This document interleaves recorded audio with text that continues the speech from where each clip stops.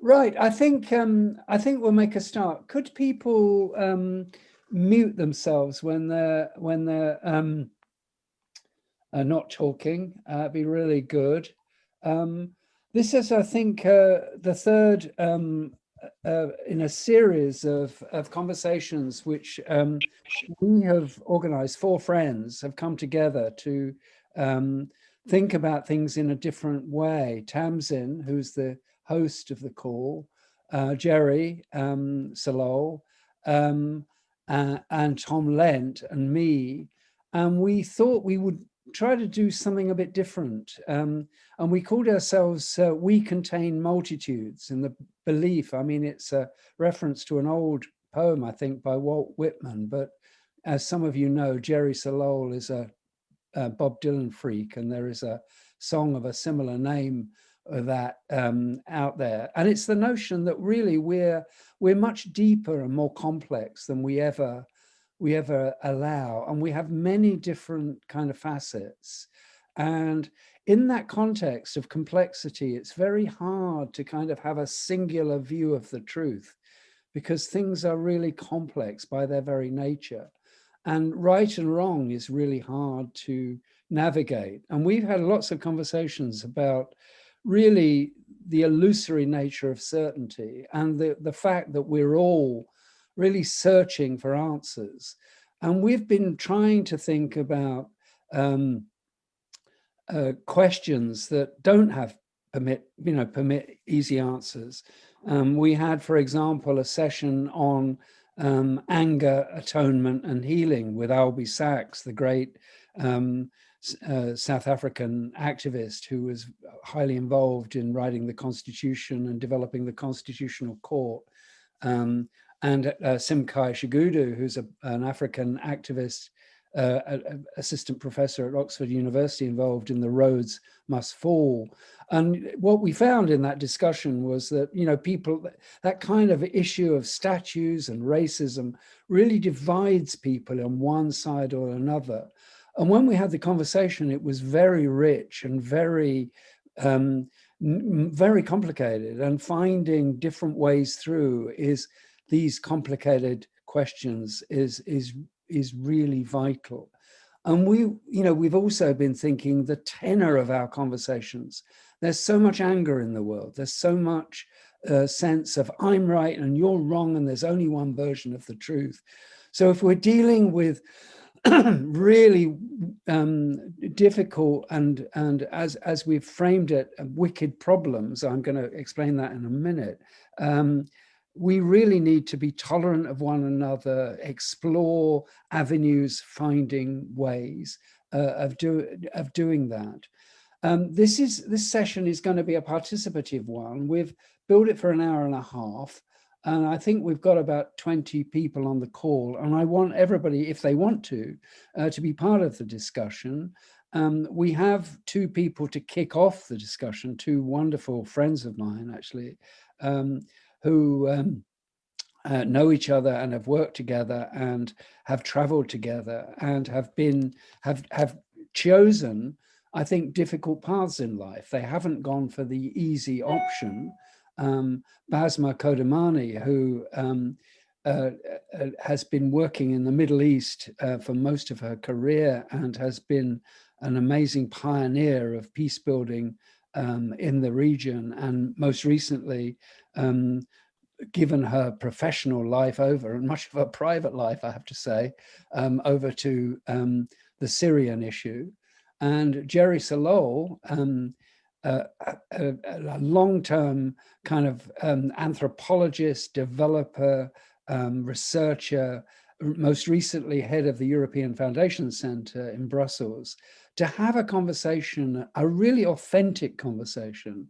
One of the rules we've got here is, we're going to try and talk honestly, try and be caring, and but also to frame things in ways where vulnerability is fine. When we're not, as Tom Lent, who's also on the call, who's a brilliant facilitator, says, this is not about the smartest person in the room. This is about actually dialogue, and as Tom puts it, in the original Greek sense, which is co-creating solutions from a position of equality and respect and searching answers.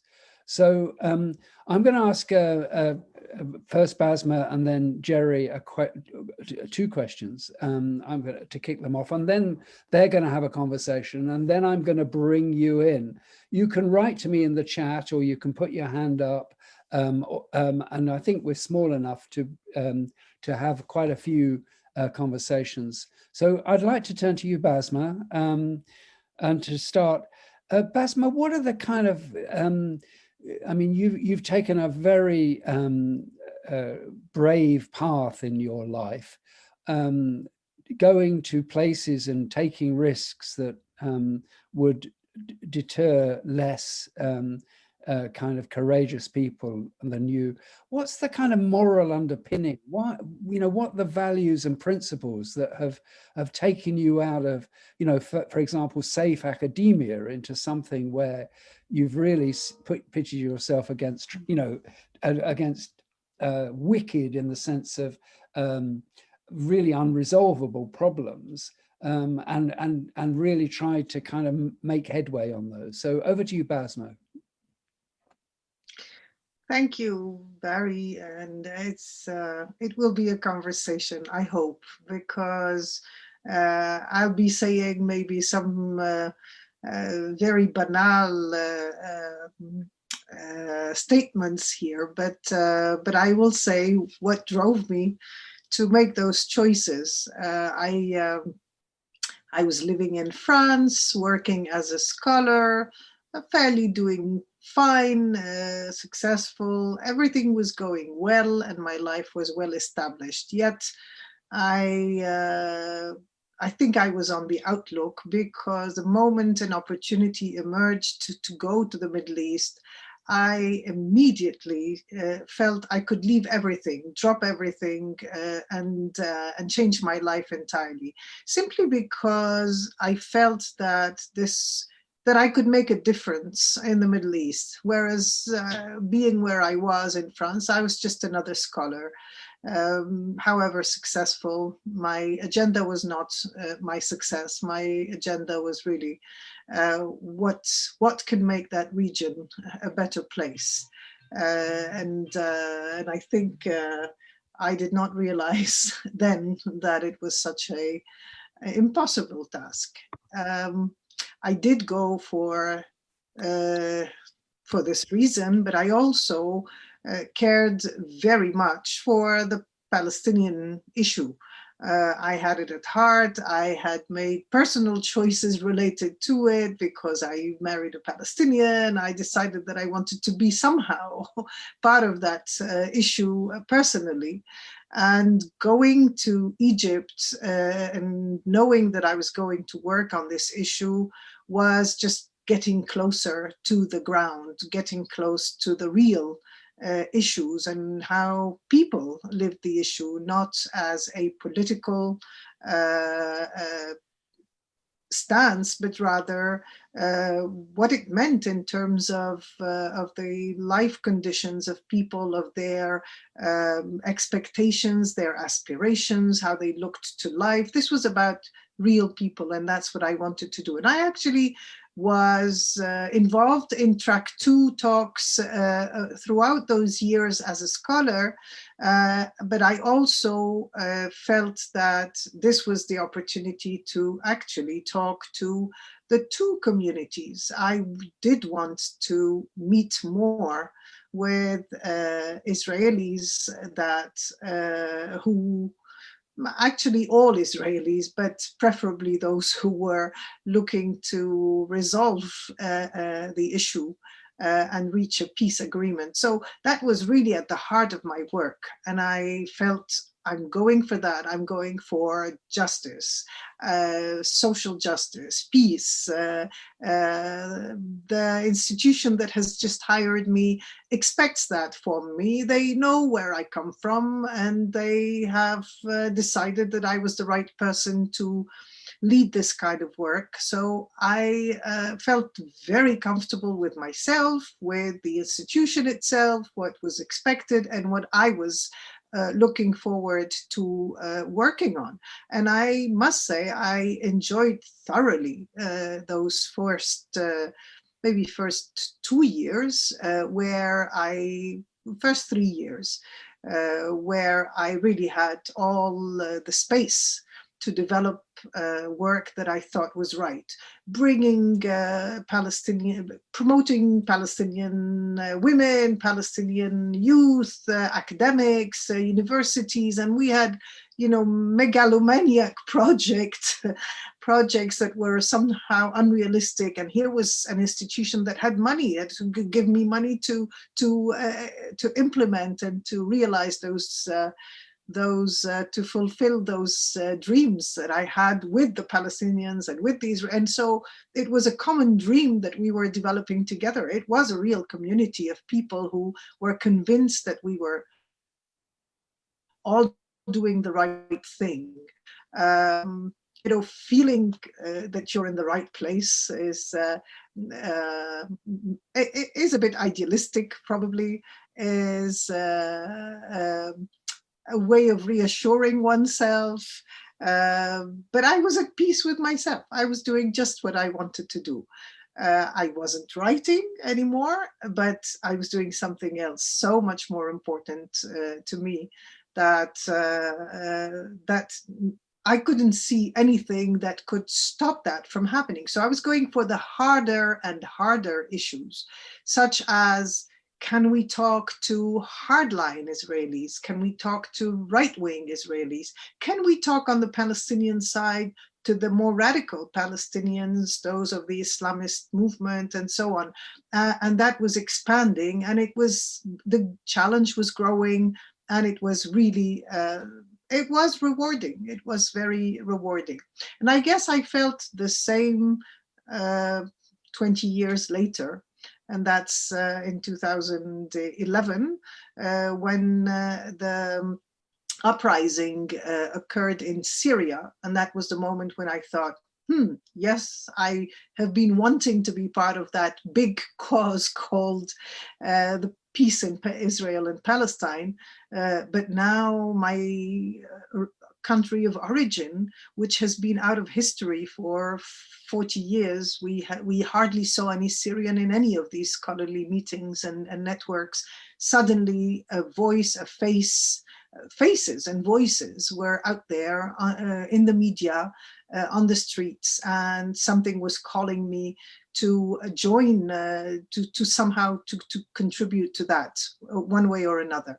I actually was just at a turning point when I was going to take responsibility for a major Palestinian institute and work and put all of my heart again in it, and suddenly something else came up, and I thought, now I can make I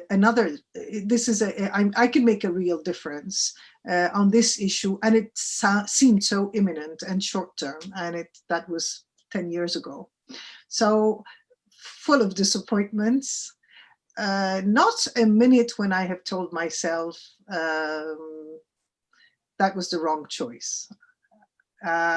Just having something that drove me. I guess I needed to be driven. Maybe I would have looked for a cause outside my region entirely if there wasn't a lot to do in the Middle East. I would have looked to the cause of Chileans and Pinochet and other dictatorships, but I had enough in the Middle East to work on. So that's what I guess I felt. I needed something bigger than myself always. And that was really big, something where you do and do and do and think and you're contributing, but it's an ocean of problems. And perhaps I enjoy, throwing effort into a bottomless well. Thank you. Thank you so much, Bassma. That's a wonderful exposition of your values and your persistence over many decades of seeking social justice in really very difficult circumstances. And you know, taking some cost out of that. And I'm going to come back to that in the next question. But I'd like first to turn to Gerry and ask you the same thing, Gerry. I mean, you are also a very principled person and have been driven, as I know, by morality as well as your kind of anthropological perspective on the world. Tell us, you know, what are your principles and how have you kind of implemented them in the world, and what has that meant to you? Are you unmuted, Gerry? You need to unmute yourself, my dear.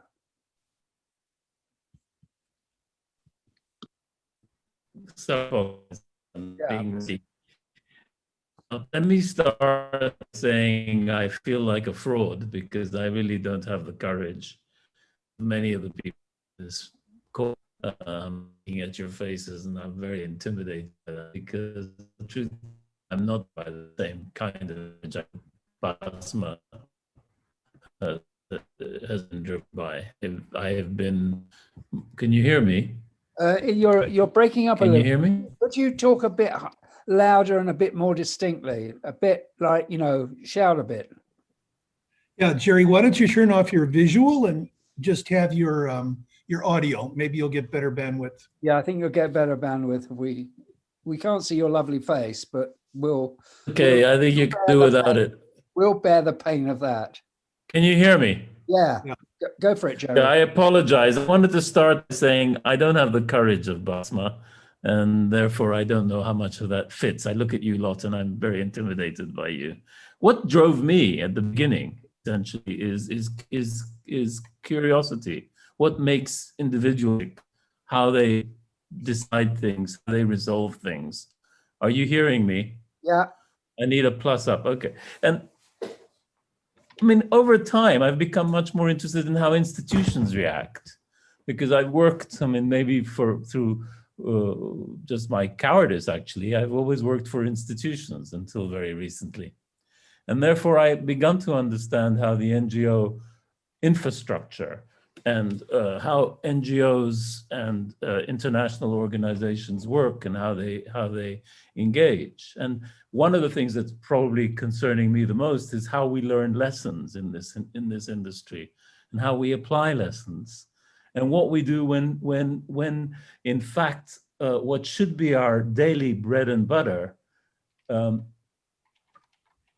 which is basically testing something, taking risks with it, testing a solution doesn't work, we kind of run or we don't admit to the problems. And we find it very hard as institutions to actually grapple with the issues. And one of the reasons that I was very interested in this conversation is that I know for people who have been working in the development business for a long time, what do we do to make it easier for the next generation of development worker or humanitarian worker or agent not to have to reinvent the wheel and not to have to come into institutions that are unlearning, are incapable, it seems, of digesting the lessons that they ought to be learning and moving on. So my frustration is that we keep struggling with the same problems. So some of the stuff that Bassma was talking about, which is, and Bassma, I'm sort of addressing myself to you, I guess, in a way, I don't think I'm cynical. I don't think I'm frustrated and giving up, and I don't think you are. But the problem is when you get to a certain age in this business and you start reminiscing and talking, very often we're lamenting the things that didn't happen, didn't go well, or didn't get seen through. And so the question, what can we do to make it different next time around? As we kind of exit the stage, what do we do to make that stage easier for people to engage in? Am I being obtuse, different? I don't know. Please help me. Okay, well, I think that's a really useful question. We can turn that over to Bassma. I mean, Bassma, I've worked alongside you for the past 10 or 12 years, and I've seen the effect that your commitment, particularly to Syria, has had on you. I mean, not only, you know, being trailed around Paris by two secret police to protect your life, but also the incessant calls that you had when we were meeting together, and how busy you were and how your life was hardly your own. You kind of, could you respond to Gerry's question around, you know, what's the learning here? Because you talked as if you hadn't got all of what you'd wanted, or much of what you'd wanted. But what are, you know, given all of those kind of serious issues that you've been you know, wrestling with, what would be your advice to the next generation, the people that follow you? First, I don't believe in merit. I think we do things because we want to do them, because we need to do them. And I guess I needed to do what I was doing.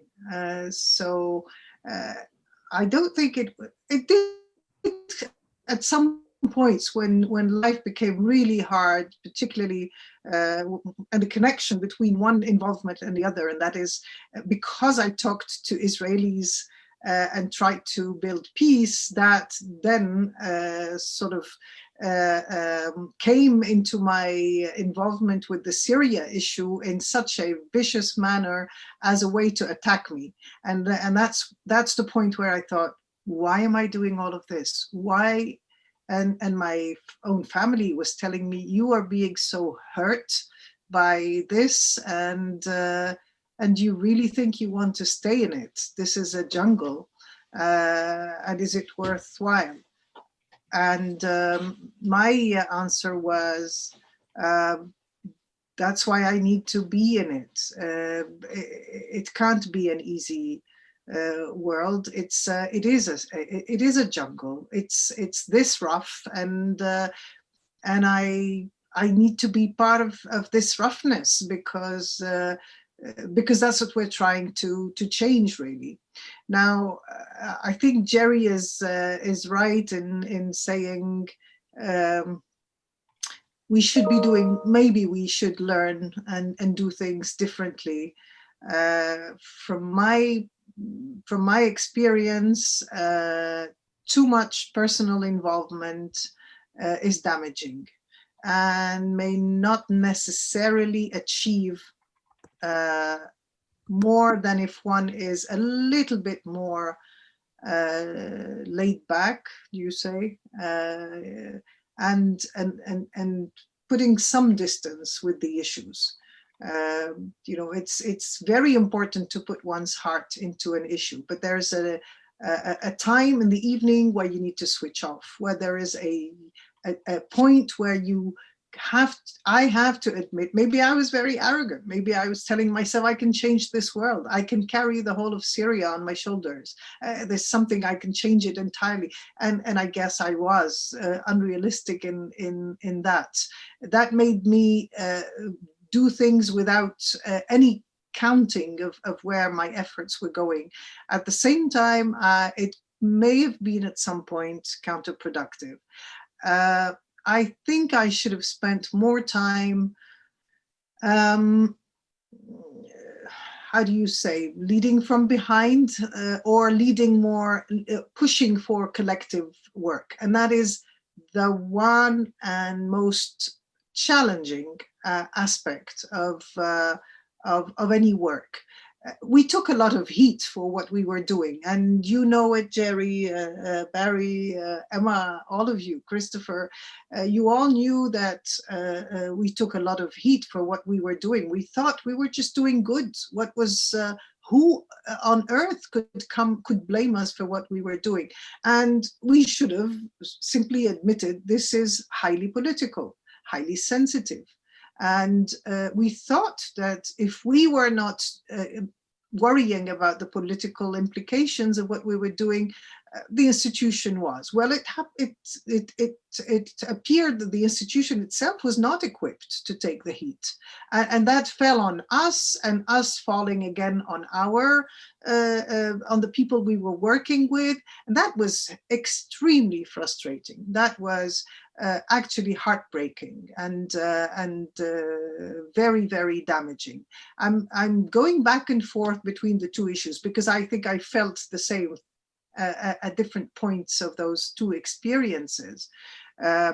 It was a moment when you suddenly get vicious attacks, and you have to respond to those, and it's not about what good you're doing. It's not about the right arguments you can use to justify what you're doing.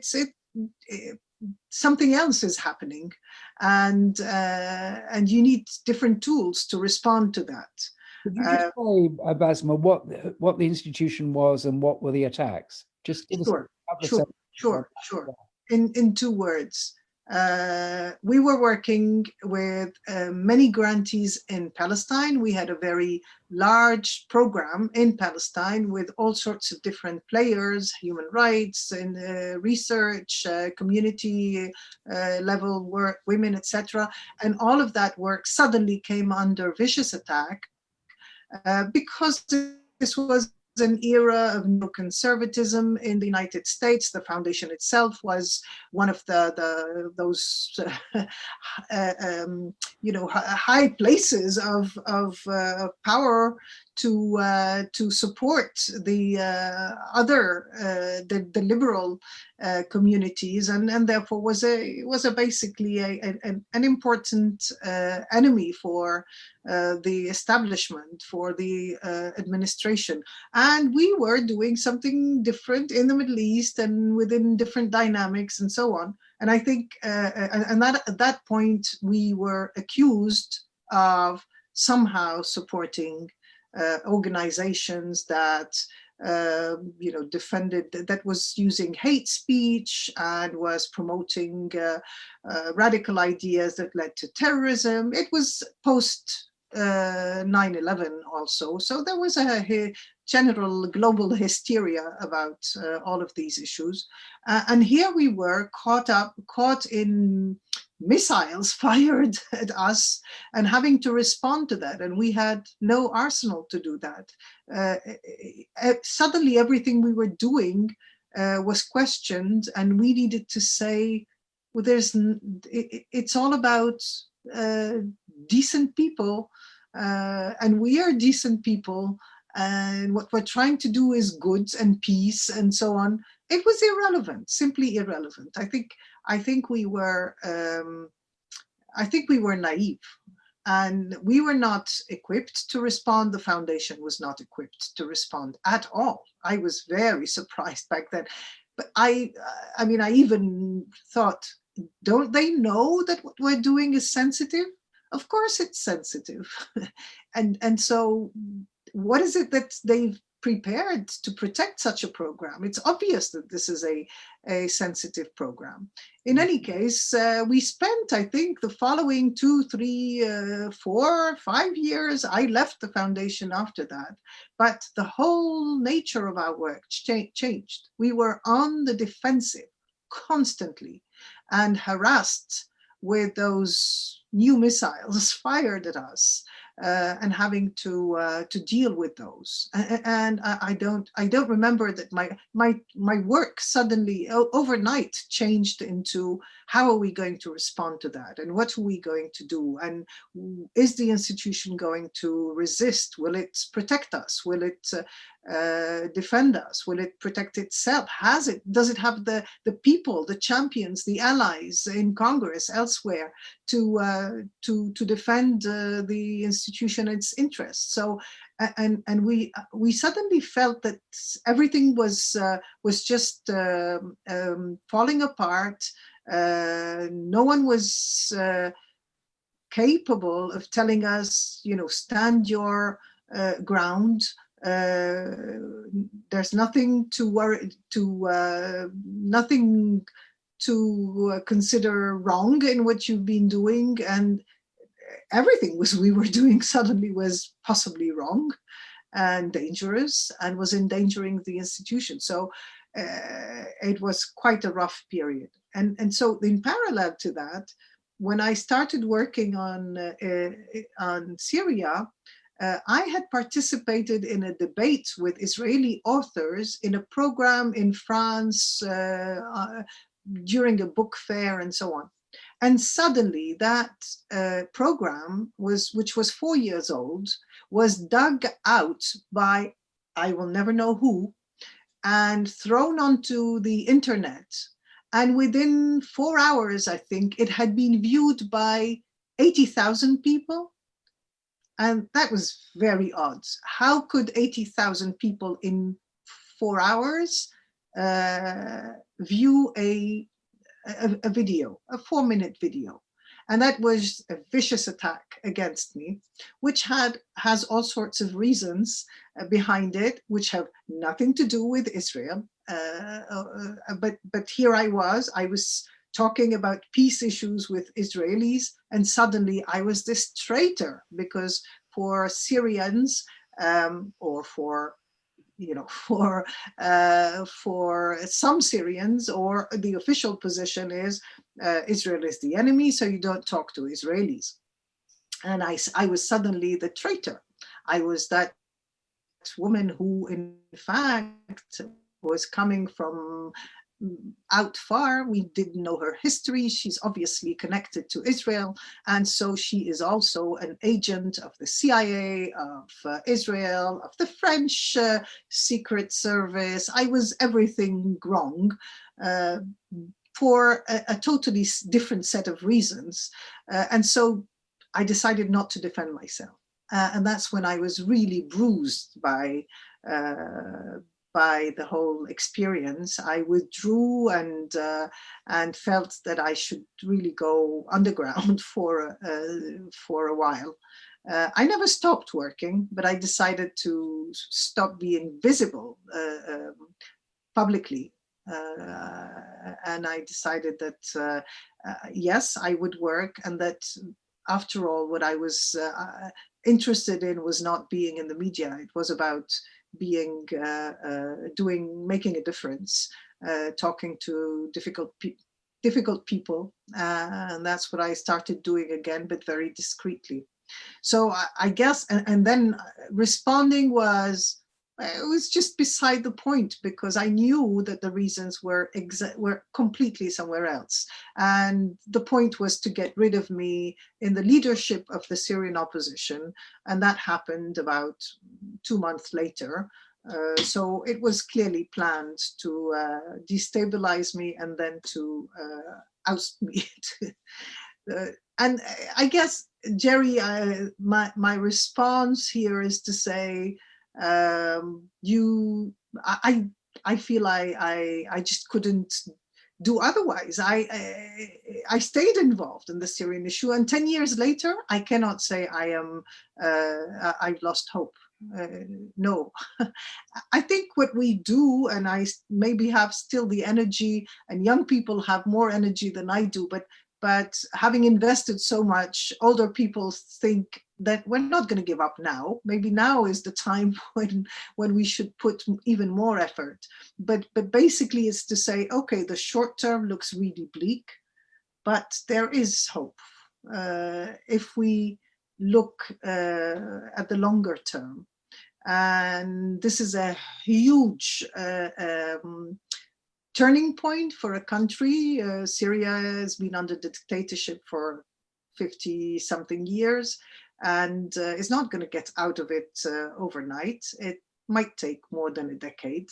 It might take 2 decades. Who knows? But it will eventually happen, because there's something irreversible. Can we say that about Israel-Palestine? I'm not sure. That's a different conversation. But as far as I'm concerned, I believe there is, yes, you take a different course, maybe, because the course you chose ended up failing. It was a dead end. But there's never, you can take a turn, and I guess you can take a longer view over on the issues. So that today certainly gives me again the energy to start something new. Thank you, Bassma. I mean, you know, in conversations that we had over the years, one of the things you've not mentioned, which I think is a really key dimension of this, is gender. You know, the fact that you were often the only woman among a group of men, and they actually turned on you partly because of the gender issue. And, you know, that's a kind of dynamic. And I suggested to you that when you write your autobiography, which I understand you're doing, or at least something, it's called A Singular Woman, because you are frankly extraordinary in every way, but you were so much on your own at those various points. I think that's really powerful. There are other people on this call who have faced, are not identical, but kind of similar kind of quandaries. And, you know, like there's Martin Makwan, who's given his life to the Dalit issue in India, Avala Gilmurray, who's been one of the really, you know, powerful peace pioneers in the Northern Ireland situation, and some others of you. But I'd like to open up this conversation now with questions or comments to Bassma. You can, I mean, if you want to kind of put it in the chat, so I make sure I don't miss you. Is there anything that, for example, Emma, would you were around at that time? Would you like to comment at all on anything that Bassma has said, or Christopher? Would you like to? You were part of the, you know, the attacks on the foundation at the time of the, you know, was it the NGO Monitor or that started it off?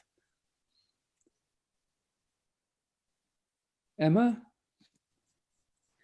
Yes, I don't think I can add anything. Bassma's said everything about it, and she's right, she was doing extraordinary work. Can you hear me? Can you hear me? Yeah. Yes, yes, yes. She was doing extraordinary work in talking both with Israelis and Palestinians, and we were supporting Palestinians at that time. I was in the same organization. And we also had another colleague who was working with Israelis. And we thought that our grantees were extraordinary, but as she said, the organization just wasn't able to resist. Basically, we were being accused of supporting anti-Semitism in our grantees, which we weren't. And we could answer all the accusations of it, we could answer those, but the organization just wasn't strong enough to resist the threat to them to take them before the Congress and potentially close down the whole organization. They couldn't resist that. And so as a result, it was incredibly painful for Bassma and my other colleagues when we had to stop funding some of these organizations. And that was a huge challenge. And I don't know what lessons can be learned other than hoping organizations can be strong enough to resist those kind of pressures. But I can understand that the cost of losing the entire foundation, that's what happened. The fact is, we did give very valuable support and enabled them to continue working beyond this time for a long period, and we were creative in doing that, and so that was important. But I think Bassma's work, in terms of the future, I think that the work, some of the people organizations she supported, and what she put into them, it definitely was leading from behind because of supporting those organizations, and I think was important. And the other thing I would just say is the important thing is working with the younger generation, bringing the younger generation into it and trying to see if there's anything which we can communicate that helps them doing, because that's the future of all these issues. Thank you. Just to explain, Emma and Bassma were working together in the same office in Egypt at the same time. So, Christopher, do you want to add anything to that? You were around then. Let me unmute. Yeah, I was in New York. I wasn't in the region. And my three thoughts about this. First was, I have enormous respect for both Emma and Bassma and what they faced at the time, a story that will probably not be known completely in our lifetimes. It was phenomenal. I saw a incredibly powerful attack on our institution. I mean, there was an argument on the floor of the United States Senate to essentially close down the institution. It was under the guise of a procedural rule, but in effect would have shut down the institution globally. That's not widely understood.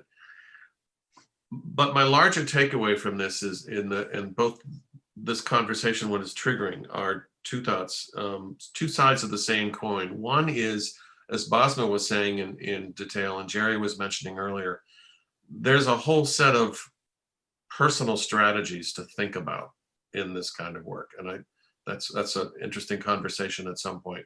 And Tom has captured some of that in writing. But the other one is a bigger, larger political question. And from my view, our organization that had supported all sorts of very creative and risk-taking and edgy and tough, heroic political struggles in different places was remarkably naive about the macro political context in which we operated. And on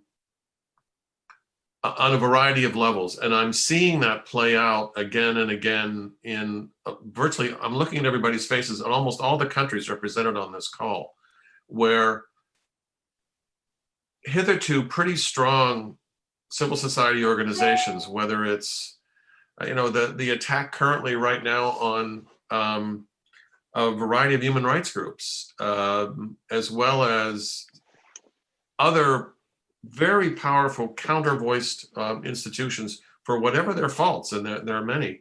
But I think there was a naivete, I don't think so, it was clear there was a naivete about the power of resistance from the right and frankly more evil forces that we're seeing played out globally right now. And it's a hackneyed metaphor, but one that it's stuck in my head is, it feels increasingly like the late 1920s and the 30s in terms of the power of the right. And I don't think that's an exaggeration. I think we're foolish not to understand the powerful forces on the right and the sophisticated use of communication techniques that I know that our organization was completely overwhelmed in terms of, we didn't have any sophisticated communication capacity. The argument that was made institutionally was always, we will let the grantees speak for us. Well, that's, in today's world, that's embarrassingly naive. But there are others, Barry, who can, I know, Martin and Avila and others can speak more powerfully. Yeah, I'm going to bring in Avila and Martin next, I think, because they're in different contexts, but they should be able to relate to this. I would add to not only the communications power of the right, but also the analytical capacity of the right, because the right writes the algorithms, the left doesn't. The left, much to my grief, it eschews, it doesn't like mathematicians, and I'm available, right? I can write algorithms. That's what I do.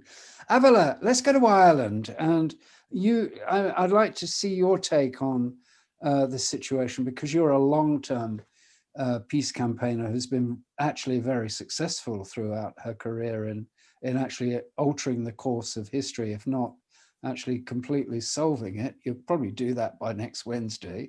How does Bassma and Gerry's story kind of play out with you, in Northern Ireland? Well, it relates a lot, though obviously we're in a much smaller entity than trying to take on the Middle East or indeed Syria. We're 1.8 million people. We just create a lot of noise for ourselves. But it resonates because I went through the same thing when I was funding political prisoners. And again, I was funding them on both sides. And again, I was dragged before the House of Lords to basically questions about your funding terrorists, the usual thing. And looking back, first of all, we were totally naive. I mean, we were a small community foundation. We didn't have the money that Ford Foundation did. so we didn't have communications. But actually, looking back, I would blame myself as well, because we didn't take the right seriously. We actually were working fairly much within our own bubble in terms of the peace building social justice. And, you know, you were treating the right wing with scorn, you know, as people that, you know, you really didn't want to be associated with, and you certainly didn't take their arguments seriously. And you forget just A, how much they are committed to their view, and B, the levers they have in terms of the media, you know, and I was constantly faced with something would be said in the House of Lords, the House of Commons. It would then appear as a headline in the local paper. It would then be repeated by other political people, you know, and so forth. And the reaction was the same as Bassma's to an extent, was, okay, so we'll just let it go, and what we do will speak for itself. But actually it doesn't. And I suppose one of the things I've learned in the last number of years, when working more closely with people like, you know, More in Common, British Future, and people like that, America's Voice, is the power of the narrative. And what strikes me, and thinking about what Bassma and Gerry said, and Gerry in particular talking about institutions, looking at what's happening now, and I haven't got my head around it to an extent, I think the space of institutions is squeezed. Because on the one hand, if we look at the sort of the Arab Spring, what happened in Hong Kong, there was a spontaneity. It wasn't institutions that did anything. There was a spontaneity in terms of reaction. In Nigeria at the moment, very often with young people. So you have that on the one hand, and then you have this macro narrative battling it out, but largely being pushed by the right on the other hand. And institutions are dragging themselves along in the middle.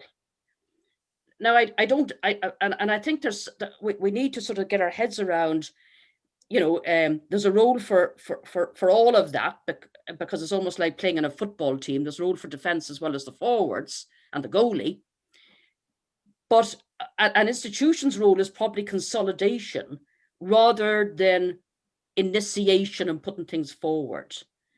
And I don't think we've actually got our head around that, how we actually build resilience, that was mentioned, as almost like a form of defiance rather than as a self-protection thing, though it's that as well. And I mean, I went back just out of badness recently to look at what the right was doing. And I went back to the Charles Koch Foundation and stuff that they were saying in the 1990s. They're at the time, their CEO. And one thing rang a bell for me. He said in a speech, he said, first of all, you fund the academics to make the arguments.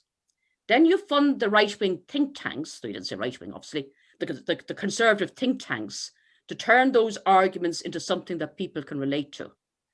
And then you fund the citizens groups to take that and run with it on the ground. Now, they were saying that in 1995. And I think Chris is right. We're seeing the outworkings of it now. And I think it is extremely dangerous. And we just weren't thinking in those terms, or we certainly weren't doing it effectively in those terms. So that's at the macro level. And at the other level, then I think we need to see, how do we look at the new forms of organization, which are not institutional? Institutions then may come in as a form of consolidation, but not leading the fray. Thank you, Avila. That's spot on as ever.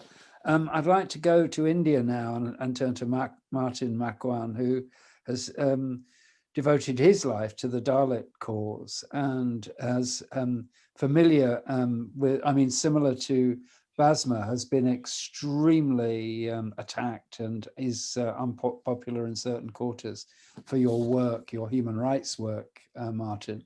How's this discussion sit with you, and how does it resonate with you? And you know, what would you like to add at this point?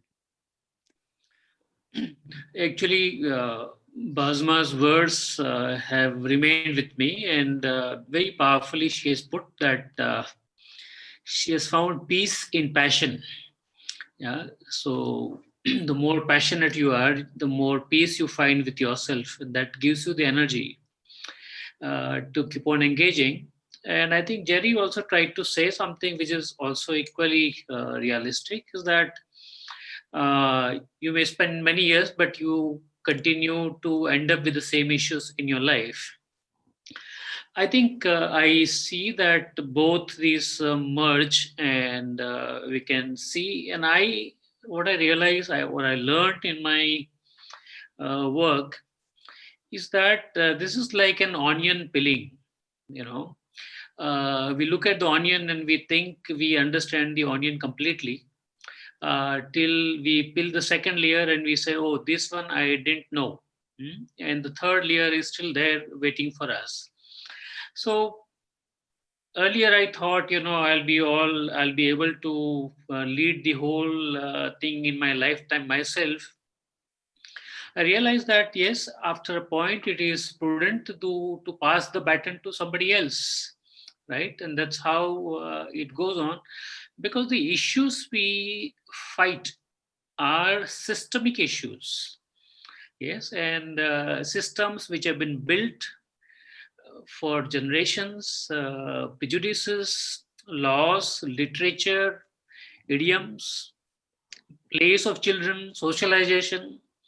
So it's an entire world, very, very strong world. And I think we have to create an alternative to that.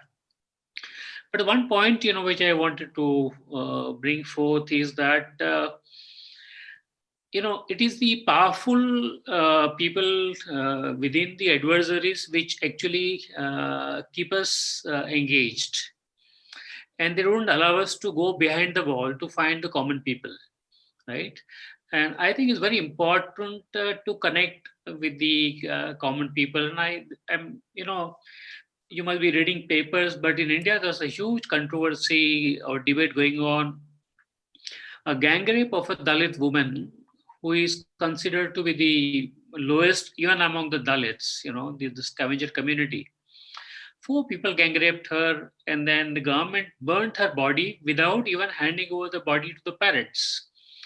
And, it went all over the country. And what is happening by the state, that anybody who comes out in protest, they've been jailed or they have been prosecuted. It is the criminalization of the protest. That's a new development.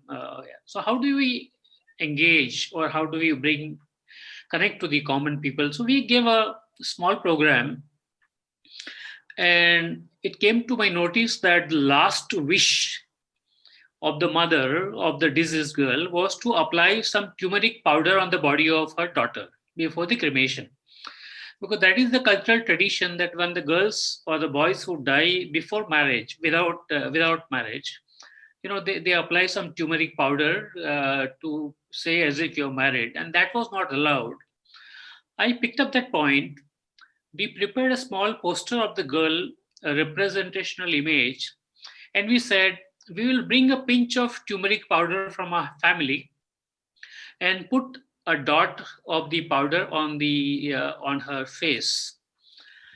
And, you won't believe, but the program went in more than 1,000 villages, and about 35,000 people who never are part of the program, the most common people, walking with turmeric powder in the hands to put the dot on the thing. And the police were totally off guard, and they had never given the attention to, this kind of organizing. And now I understand that even when we said the program will be only for one day, for last 1 week, it keeps on continuing to newer and newer villages. Yes. And now we have collected a pinch of turmeric powder from all the families. And what we are doing, we are making a Buddha's hand called the Abhay Mudra, fearlessness, a sculpture out of that, and giving it as a gift to the chief minister, a political message that we are not afraid with all the power that you have. Yes, without.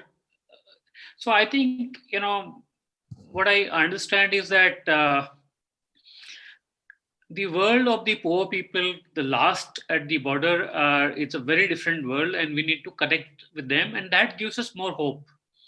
I think I'm going to end there. And Thank you so much, Martin. thank you so much. Yeah. Always this ever the storyteller. I could listen to you all day, my friend. David Bombright from Keystone Accountability, you wanted to make a contribution. If others want to chip in, please just put a note in the chat box, and I'll get to you, please. David first. Thank you, Barry, and hi everybody. I'm sorry to I'm coming into this late. I was on another fascinating call dealing with the global poly crisis, and I couldn't get off, so I'm coming in late. So if what I say is disharmonious or out of step, please forgive me. But this is a fascinating set of issues, and I was Ford Foundation program officer in the 80s, responsible for grant making in South Africa during the anti-apartheid struggle. As part of that, I was declared persona non grata in 87. So kind of couldn't do my job anymore, which was a small form of attack. But the point I wanted to make was, I think Ford was never under tremendous pressures from the kind of macro political climate around apartheid South Africa, because by the 80s things had really shifted, and the majority of sentiment in the world was really isolating the South African government. And technically our grant program was a violation of the boycott, but it was a violation of the boycott, or an exception, you could say, that was carefully discussed and agreed with the folks who were organizing the boycott, principally the liberation movements. So that was our context. It's kind of complex. We were kind of an exception to the boycott. And the Reagan administration was not in favor of what we were doing, and their view was constructive engagement with white South Africa, with the apartheid regime. I would say, though, that Chris's point that we were naive, or tend to be naive about the macro political context, was absolutely true of what we were doing. I think, and what I wanted to really say and to build on that was, I think it's kind of in the nature of who we are and what we do as grant makers in this setting, in these settings. Our strength and our power comes from the direct relationships that we have with the people who are living the problem, and the support that we can give to them. And that's almost by definition micro. And the extent that that is useful at any given context is the extent that we can be effective. And so when you find yourself caught up in a giant political context that's just way bigger, it's going to blow that away, I think it creates a crisis in the institution. And because it's just not our ability to manage that.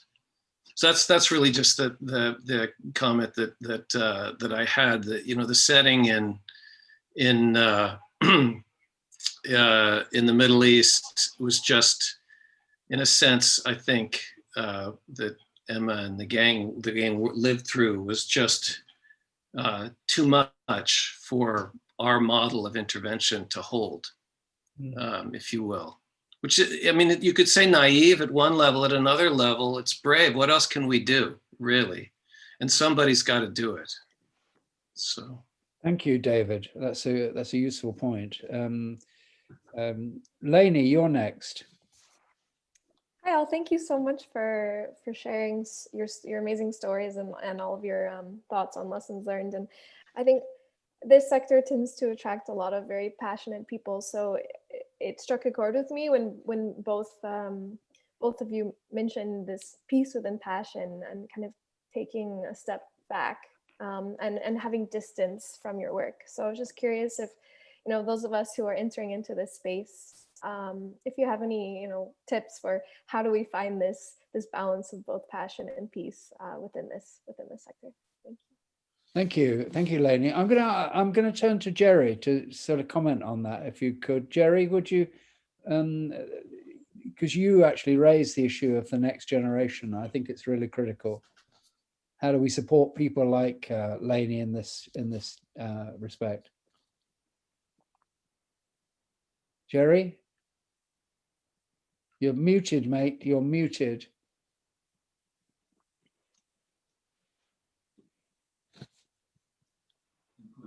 I don't know how many months I'm doing this. I'm still as bad as I was at the beginning. It's awful. Can you hear me now? I can't learn. Why am I asking institutions to learn?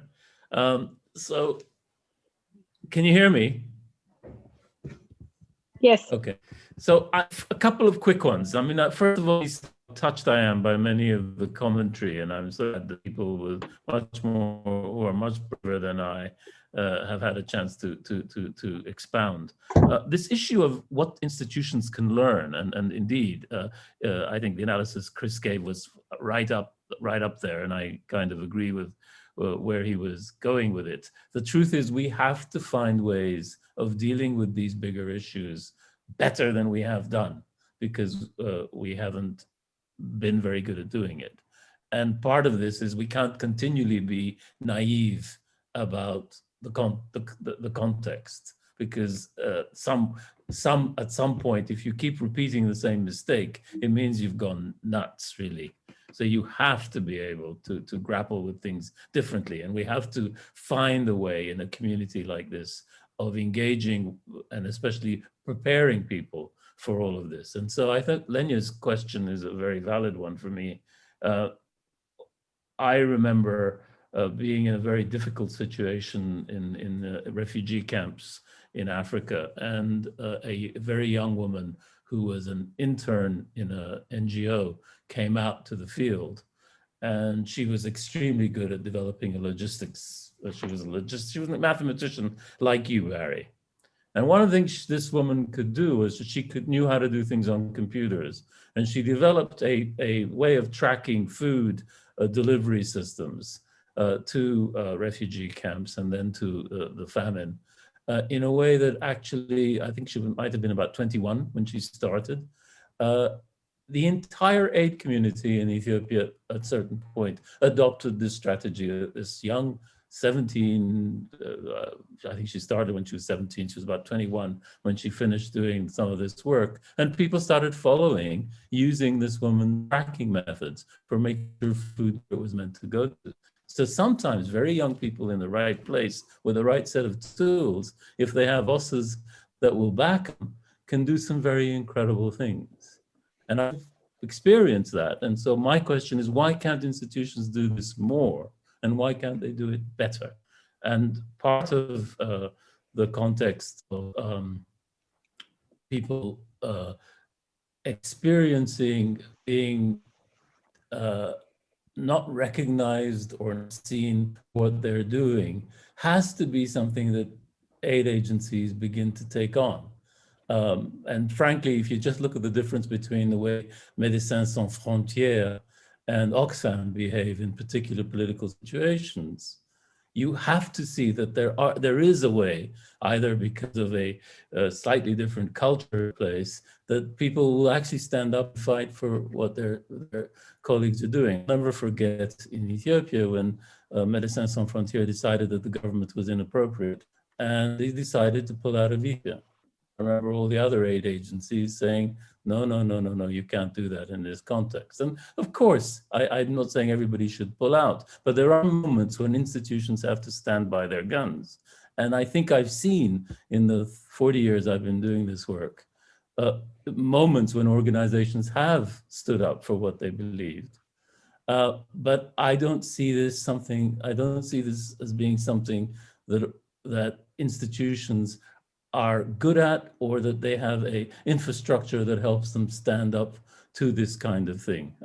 I began working for Oxfam when I was 21, I think, and they had just produced some work on food aid, where they had been very critical of the USAID food aid system. But within months, really, they had adopted a strategy where they were dealing with food aid and giving out food aid, even though they knew this was not the right thing to do in a particular context. So they were diminishing responsibilities that they knew. I mean, it's not like institutions don't have the knowledge. I'm rambling maybe because I'm so angry in a way about how does one explain that an institution has no business in pretending that it's new to it, that there is something delicate or political about the work it's doing, because all the work we do in the end is political. And I find the faux naivete of institutions to say that they're not in politics completely unacceptable at this point. And I've been working with institutions that pretend politics don't exist, that you can continue to work on poverty and inequality and unfairness without being political. How the hell can you do that? Good question, Gerry. Bassma, you want to come back at any of this? Yes, because this conversation is really inspiring. First of all, Emma took 3 minutes to talk about me, and I just want to say she stayed on for the following 5 years, I think, after I left, and she took the heat for much longer than I did. But I want to reflect on what Avila has been saying, Martin has been saying, and what Gerry just said. Basically, I feel extremely comforted by Martin's remark. We are fighting systemic issues, and that goes on much longer than our own lives, and therefore we will not necessarily see change. But if we know who is taking over, I think that's good enough to know that someone is carrying the burden or the issue further. My biggest challenge at the moment is exactly that. I think it's the case in all of our situations, whether it is about social justice, about peace in Israel, Palestine, about Syria, or about any place. It is about what kind of organizational structures will allow us to aggregate energies and voices and this passion that so many people have. But I've learned that there's only collective work that really can start to make a difference. And my biggest struggle at the moment is to think about these organizational structures that don't turn into the kinds of institutions that Avila's talking about, which is to basically inward looking, consolidating themselves and developing interests as an institution. And in fact, eroding the initial purpose is not there anymore. It is about, I don't believe social media has allowed us to come up to produce any of these, any interesting new organizational structures, because they're not sustainable. They can take people down to the streets, and we've experienced that with the Arab Springs everywhere.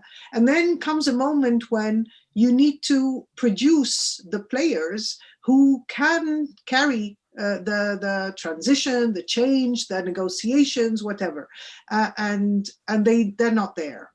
Or when they are there, they're organized, as you said, into institutions which are to a large extent deaf and not interested in including more people, because they're recognized as players and interlocutors. And the people with energy, passion, goodwill, democratic thinking, etc., well, they're not affiliated with many of these groups, and they're just watching the organized groups actually taking over. And my biggest fear at the moment is that these structures that exist simply don't represent people. They don't speak for the people. They don't speak for 80%, 90% of the people. And yet, for convenience, they are there. They have a representative, and they can go into. So what are these kinds of structures we need to develop? Is it a web around which we build, we aggregate existing small groups and individuals? Is it through platforms, through assemblies, through I have a big challenge there, and I think it's a challenge for any one of us. So there are models one looks to, but nothing is still telling us in what direction to start working. And so at the moment, I can see Palestinians trying to organize because their leadership have taken them into a dead end, basically, and they're trying to look for alternative ways of organizing, speaking, developing their strategies. And we in Syria are trying to do the same with the democratic voices, so that we don't fall into the dilemma of either the old government regime representatives, which have their own structures, parties and branches of parties everywhere across the country, and on the other hand, Islamist groups which are very disciplined and can speak and basically act. And all these democratic voices get lost. They got lost in all the countries I know, Egypt, Algeria, Yemen. These are the countries that I've been watching, and they failed. They failed because they're not. They haven't come up with those with the relevant structures. So Avila, any thinking we can produce on that is very much what I'd like to see. I think what Martin gave us is maybe a hint of here is how you mobilize around something that speaks to people very naturally in their own communities, and then can we build on that? Maybe it's a start. It is inspiring in any case. So I have no answers, of course. Yeah, well, that's the first, having no answers is the first step towards wisdom. And I mean, I think one of the big conclusions out of this call is we need collective answers. The individual answer, the institutional answer is never enough. And we need to think different ways, different radical ways of organizing. I was very taken by Avila's, 3-step, first the academics, then the think tanks, and then let's organize. And, thus us on the progressive side are actually not very good at either. Well, we're pretty good at the academic stuff, but it never really gets much further than off the report. It's when we got to do things. I'm going to turn to Tom in a minute. Tom has been doing a sterling job of listening to you and sticking the main points in the chat. He's actually a brilliant note taker. But before we do that, is there anybody else? I'm looking at Anna, I'm looking at Anne, I'm looking at Amanda, Sheila, Sari, Geordie, Stanley, Julie, who would like to make a comment or observe anything or ask a question. Barry, if I can, this is Nina Blackwell. Yeah, go for it. Well, I think everybody might have actually answered some of my questions when David, we were talking about, when we've all been talking about the sort of meta systems that surround us, and we are or have been naive in trying to support small indigenous or small actors or smaller actors, local actors, without acknowledging the meta systems around us. But I do think you've made something of a bridge, because my first question around that was, there is a lot of commentary at the moment, particularly amongst philanthropists, about supporting systems change. And my question was going to be, is there a real naivety in assuming that a philanthropist alone can support systems change? If indeed the vehicle that they're investing in is only a local one. But what I'm excited by is this recognition that actually in many ways, it's the absence of funding local agency and local system shifts that in many ways has led us to some of these places. When we, to your point, Gerry, about having we've basically projectized, corporatized, and internationalized social change. We don't engage or support actors who are local to influence their own systems anymore. We look to large multilateral actors who come with predefined activities. And I think perhaps there might be naivety, or there will be real harm if we assume that non-local actors can actually be effective in influencing systems. It just can't be outsiders. And to Bassma's point about the next generation, if we only continue to invest in outsiders going in, there will be no next generation, particularly not local next generation. And then I think finally, Gerry, I'll reflect that I liked your comment about the young woman coming from the outside, but I wish she hadn't been from the outside. I wish she'd been Ethiopian.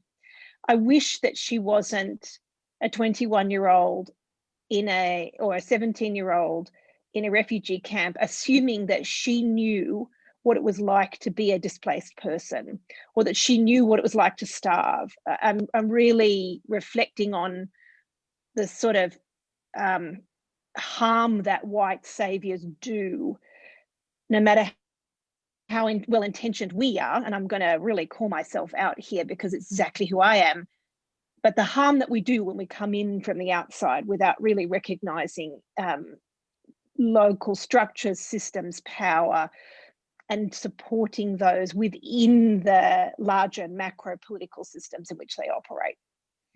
Sorry, that was both question and then I was baking my question and then you all answered it for me. So I'm trying to reflect it back to you. A great series of connected thoughts. That's very helpful. And I mean, a lot of questions there that come out of that. Can philanthropy really be serious about systems change? Are we really supporting the right kind of institutions? Can we really get into the local? How do we build up, the local assets rather than exporting? Gerry, do you want to make any comments on that? Because that's the sort of thing I know that you've been thinking about most of your life. Gerry? I agree with Nina. I take my I liked the fire there. I completely agree that this is one of the big problems. And in fact, I think one of the things that institutions need to get better at is being truer about that gap and that inability to deal with stuff. But so I'm not going to argue with her. So thank you for reminding me about that. I still think you need to meet these exceptional people that can be sometimes. I think both EMIC and ETIC responses are very important. You need insiders, you need outsiders. They need to work together. And I think institutions need to be better at bringing that marriage together. And I would say that the critical thing there is the power relationship. And often we get that wrong because the outsiders have too much power in the situation often. And the acknowledgement, I'll just add the acknowledgement of the past power too. So the pain of colonialism that left us who are white with excessive amounts of power as well. So I would just add to that. Thank you, Barry. Well, thanks, Gerry. If you read Truman's 1949 speech, which coined the term development, it's all about actually us telling these people who don't know what they're doing how to do it. And it's a text of white supremacy, actually. and that colonial legacy continues. And in the UK, for example, the idea of community development was actually came out of the Foreign and Colonial Office. So it had got that, there is that institutional legacy that actually has bred the system we have. And many of the INGOs were formed in the 50s to take an opportunity of that kind of approach. So there's a structural issue there that has actually not helped us at all. I'm going to turn to Tom, and then I'm going to give the final word to Bassma. Tom, any thoughts from, thank you for doing this sterling rapporteur bit. Any thoughts you'd like to share with us on the, the kind of reflections you've had on the conversation? Yeah, thanks. I think David actually hit it in the end. It's he just put it in the chat boxes. How do we get into both and thinking and not either or thinking? And I think it's not, we need to think and act globally and locally. And it's that power relationship historically that we need to shift. And it's kind of a new awareness of the systems that we're in, both at a local level, regional level, and national level. So I think it's about changing relationships and that are both and it's get away from the reductionism. Thank you, Tom. Wise as ever. And I mean, I think one of the things that I've got out of this is what is our own personal role in this, and how can we maximize our agency without us getting overcommitted, so that if we work on something for many years and it doesn't figure out, how do we feel actually we've done our best despite the lack of progress? Because if you're working on wicked problems, by definition, they are almost impossible to solve. And I remember reading something in the year 2000 by the CIA predicting what the future was going to be like in 2015. And it said there would be no movement on the Palestinian-Israeli question because there were no conditions that would allow any change to occur and I mean, they were right. So Bassma, over to you for the final thoughts in the last couple of minutes. I think I've heard from each and every one the message that people share the same dilemmas and the same challenges. My reality is when you are dealing with a situation that is wrong and wrong on every aspect, and I'm taking here a conflict situation which is basically hopeless. Syria is an absolute mess. It's in ruin, literally. Its population is decimated. The rulers are criminals. The global situation, the outside powers are all vicious in the way they interfere. The society is torn apart.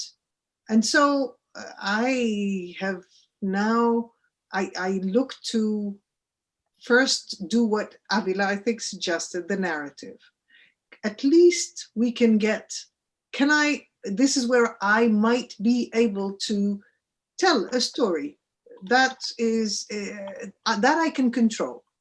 And if that narrative helps build an argument after that and communicate the argument, that's not something I will be doing in my lifetime. But is it working on women's issues? Because the women of Syria are much more inspiring, I must say, than most of the political figures, male political figures I've worked with, who I find have very little to offer. And not because they're male, but because they are chauvinistic and have not admitted that something that something happened that was major on the ground, that was really a sea change, and they were not the authors of this movement, and they just cannot come to reconcile themselves with the fact that they didn't trigger it, they're not responsible for it, and they should enable it rather than try to lead it. And that I haven't found in women, who are more the ones, the enablers. So I work with women as well, but I am also convinced that maybe the mechanisms of these neoconservative groups use, maybe those are effective. Avila, when you say academics produce the arguments, think tanks communicate and market the arguments to citizens groups, but we are put off by these people and the way they operate, because it is effective, and yet we just don't want to be like them.